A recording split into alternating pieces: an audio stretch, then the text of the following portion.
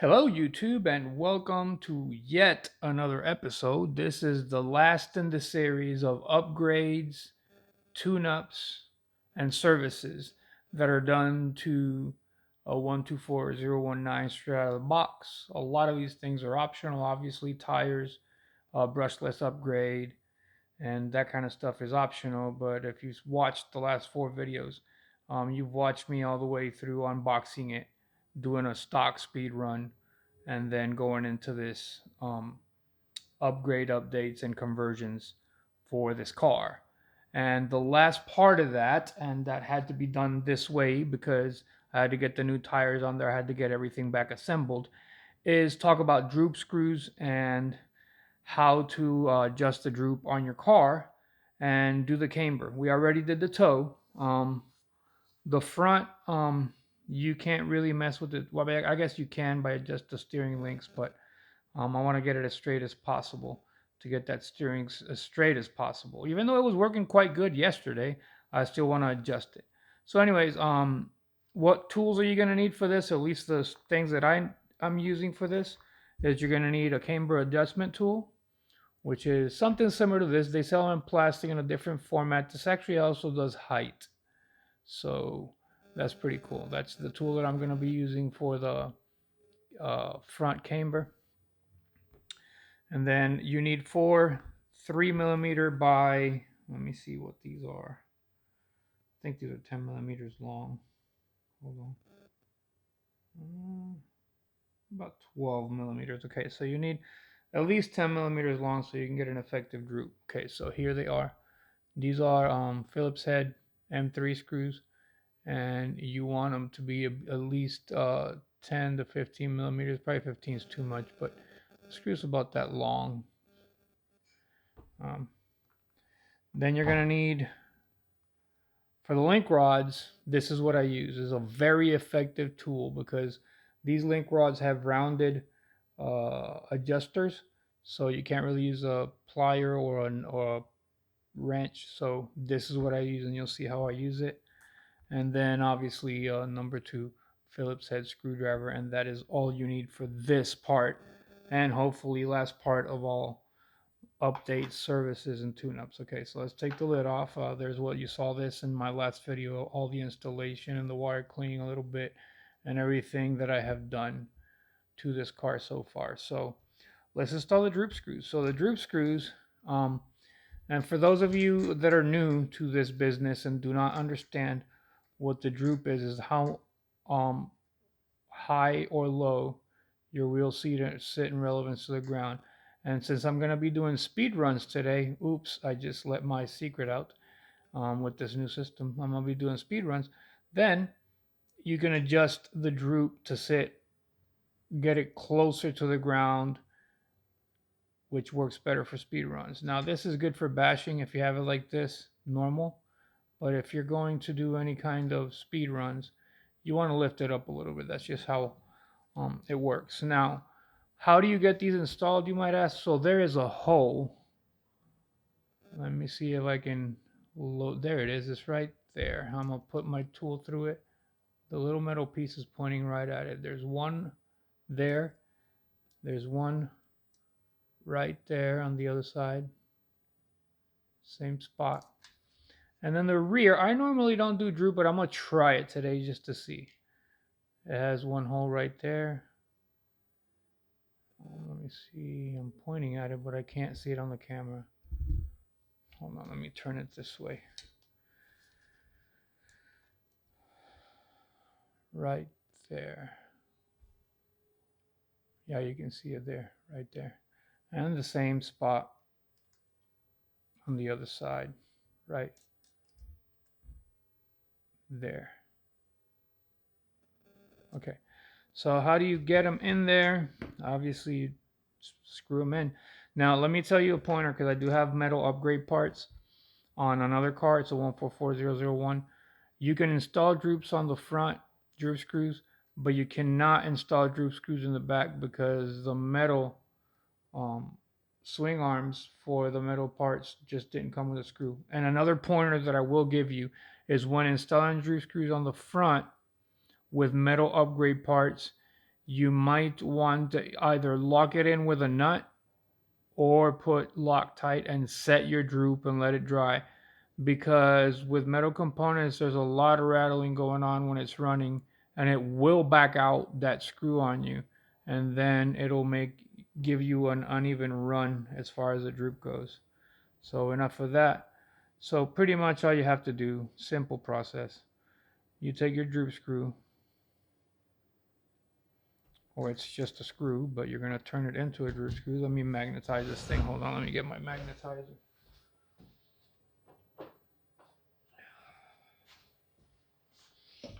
And I'll show you how that works. Okay, so I got my magnetizer tool. Sorry about that. Should have been ready for all the stuff that I'm doing. All right, magnetize now. Okay. And we're going to go in and install a droop screw. If I can see, trying to make it to where you can see too. You go, well, let's do it this way. I guess hold the screw as best you can until it gets to the hole.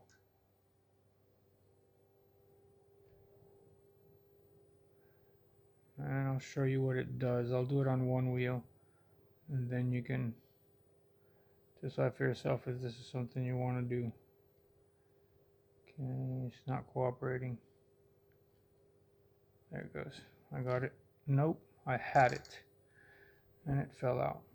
I'm sorry. This is just, I'm tired. I barely slept last night doing this video of all the updates, but I wanted to get it done for today because I go back to work and I want to go out and test this. I got a little kid at a candy store right now getting my stuff together. All right, so it's in. Just tighten it, tighten it, tighten it. It'll go right in, no worries. And it just threads itself through. So now it'll start coming out through the other side. It hasn't yet. Let's give it a little bit more tightness.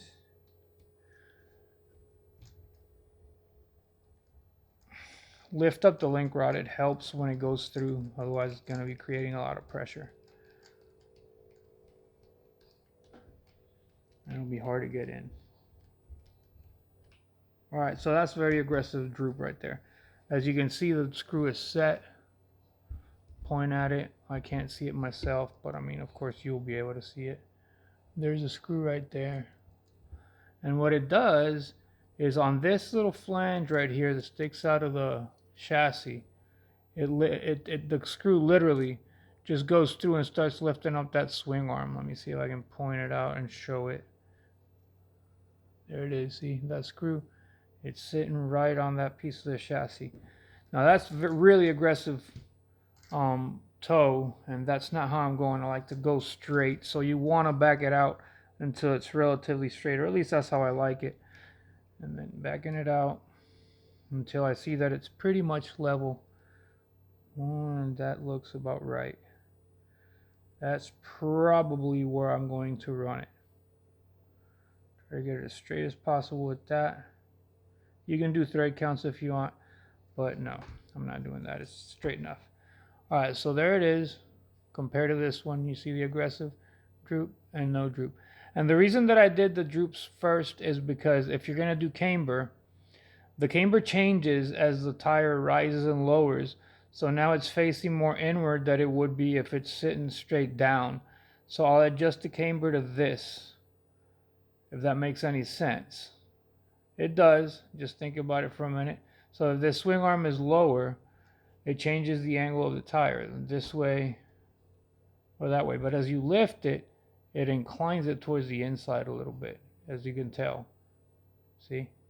So it sits pretty straight there, but if you lift it, it inclines it. So that's why you have to set your camber when you have the droop set. Okay? So I'll do the other one off camera and start with the camber. All right, so we're back.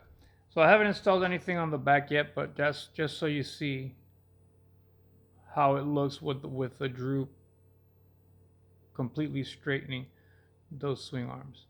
Okay, if you look at it from the side, you can see, well, you can't see, but the ride height, it sits at a angle. So now, before I do the camber, I'm going to install a quick battery. Be right back. Alright, so we're back. So the reason that I installed the battery is so that I want to adjust the steering. So I want to make sure that I have the wheels straight when the servo kicks in, when I turn the transmitter on. Alright, there it goes. Turn on my transmitter. Boom. And there it straightens the servo.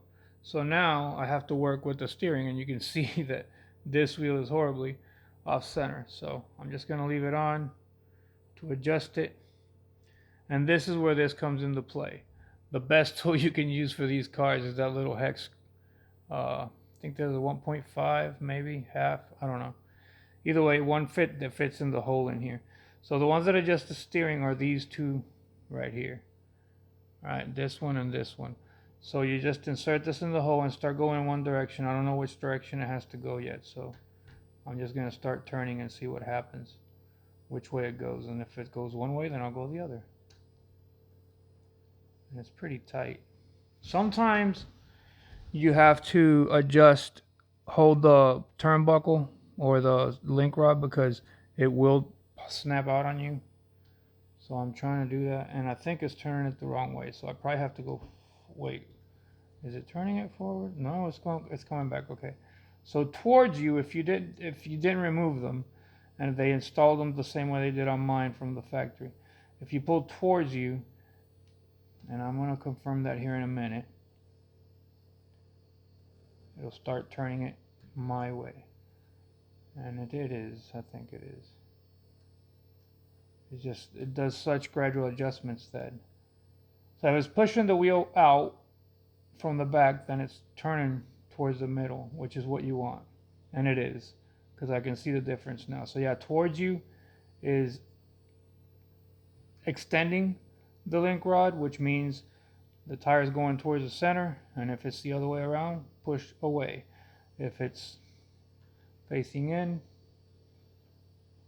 this is pretty much adjusting the toe on the front. And I don't have the toe adjustment tool for that, but I just eyeball it to where it's give or take in line with the other wheel, and it looks to be fairly straight there. As a matter of fact, I think the other one's straight now. I'll give it just a little bit more because it looks to be still a little off.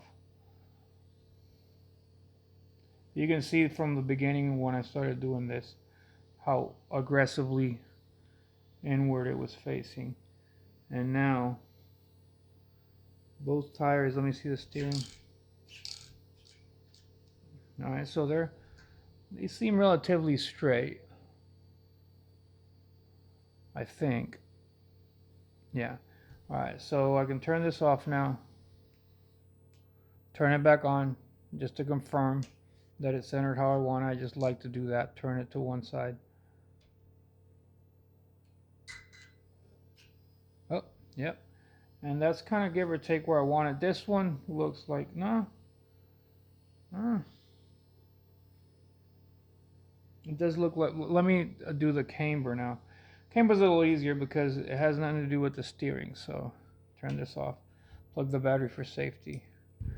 And let's do the camber. All right, so the camber, so obviously, because these link rods are installed similarly, I already know that if I pull towards me, it's going to expand it, which is what I want in this case, because the way this tool works is you put this here, and look at how much angle there's on that. But if I take the droop screw out, there'll be less angle, okay? But I want to keep it at this droop because I'm going to do a speed run after this video. So there it goes. Look at that. Look at the angle on that. It's got a high angle, and I want it down here. I want it down at 0, so it's flat with the surface, so that tire doesn't wear out with time. So what we're going to do is if it expands it, pulling towards me, that means that that's what I want, because I want it to push the tire out. So let's do that. Hold this link rod. And it snapped it off, of course. Let me turn it. Oh god, it's so tight. It's brand new. It's never been adjusted, so probably gonna have to hold that link rod with one of my little pliers. so that I don't have the issue of the link rod snapping out.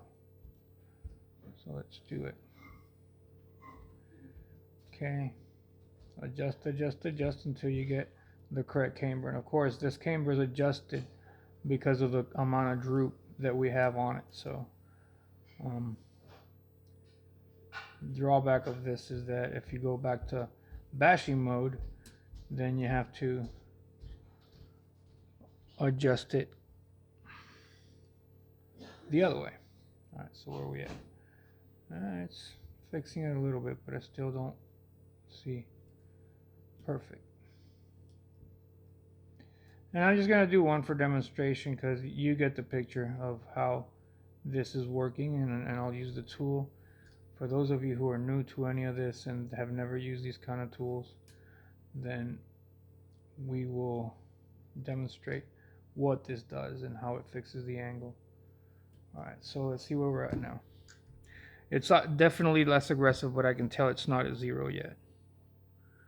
Nope, we're at 5. So we need to do a little more. When it's perfect, I'll show you.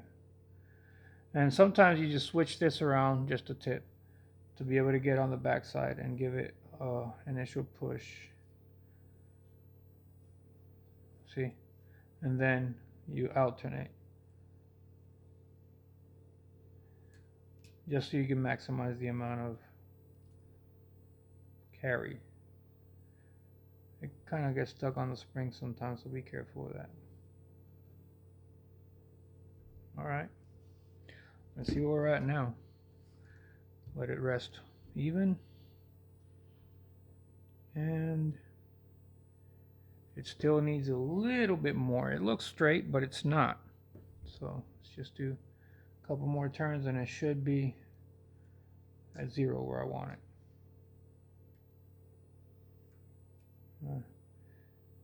One more turn and we'll check. If not, we'll have to push it back. Okay. So let's reset everything.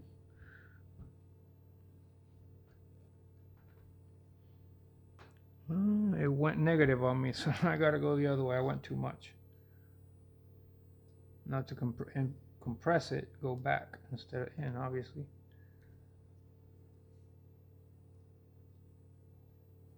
Boom. That should be enough. Okay. Where are we at? Alright. Tool is put on there.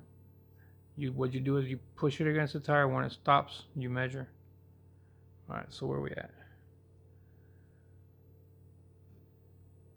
Almost at 0, so it needs to push back a little more. I guess it reset itself. I didn't realize that it had pushed it down a little bit, so I kind of went over what it needs to be. You don't want negative camber on this at all. If anything, 0. There, boom. We got it to 0, which is where we want it, and I'll do the next one off camera. Alright, so I think we're set. Camber and toe on this car should be good now. The rear the toe's already adjusted in the back, is the only way you can adjust it is by the modification I did, I think was in part 1. The camber I'm just gonna do on my own off camera because it's the same process as in the front. You just adjust the link rod until you either get it how you want it, and you measure it with the tool. This one, let's see, just for sake of showing, is that one's pretty much on 0, so there's nothing I need to do on that one. Hopefully this one looks like it has a little bit to work on, so I'm not sure, but I'm gonna check that. By eyeballing it, it looks like it's off. Yeah, it's slightly off. It's 1/5 of a degree off, so I'm not. It's at 1 degree. So I can live with that. So I'll fix it off camera. Anyways. Next video, see a speed run. Let's go run this car. Let's do something with it. Let's do a 3S. Let's do a 2S. Let's do different kind of batteries of 2S. Different kind of batteries on 3S. Record some speeds and have some fun out there. Thanks for watching. I'll see you on speed runs.